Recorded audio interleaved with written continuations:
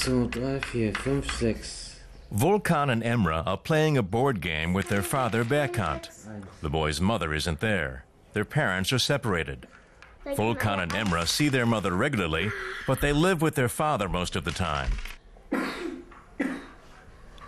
Both parents came to Germany from Turkey. Berkant says he's come to recognize that it's his fault the marriage fell apart. I let her wait on me hand and foot. My wife went out to work, came home, cooked and cared for the children. And I just sat on the couch and watched TV. I was the selfish husband. And you thought that was all right? I used to, but not anymore. Berkant's world collapsed after his wife left. Now he was in charge of running the home and taking care of his sons. Things he never learned to do, and which he thought were his wife's responsibility. It just turned out that way. My wife accepted it, and it just became routine over the years. I guess she didn't dare discuss it with me, and decided on the separation just like that. And no, she had never talked about it.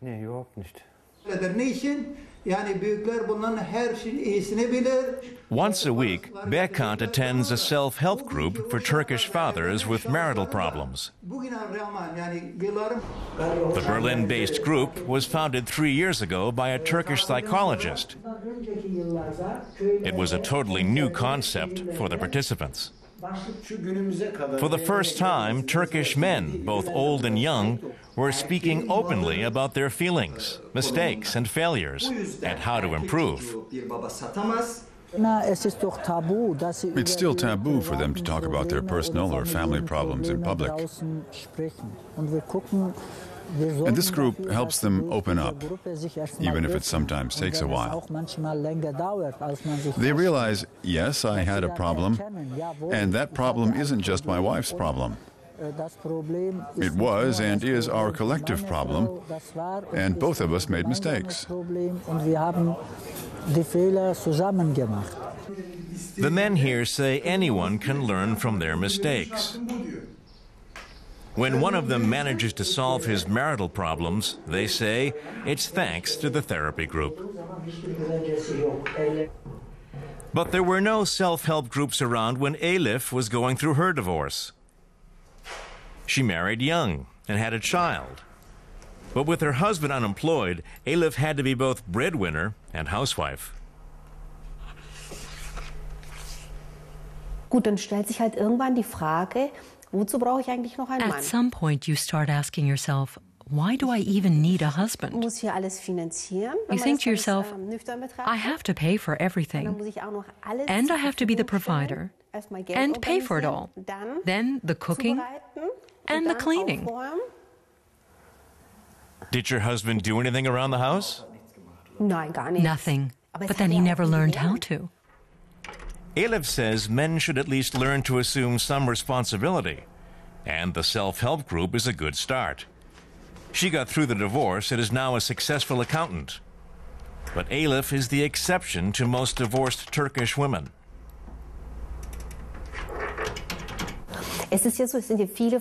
Many women might not have an education that allows them to get a job straight away, or they might only be able to work part-time. They're often forced to live on welfare for a certain period.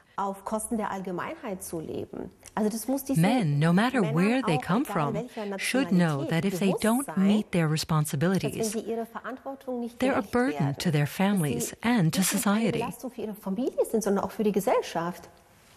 The self-help group is celebrating the start of the summer break in a local beer garden.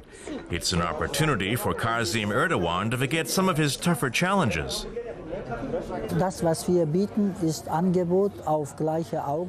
What we offer is a group of peers. We offer a meeting place with few inhibitions. No one is blaming anyone. It doesn't matter what happened. People are accepted as they are. Erdogan has already established 2 other self-help groups. He knows there are still plenty of Turkish men out there who could use a place to speak freely.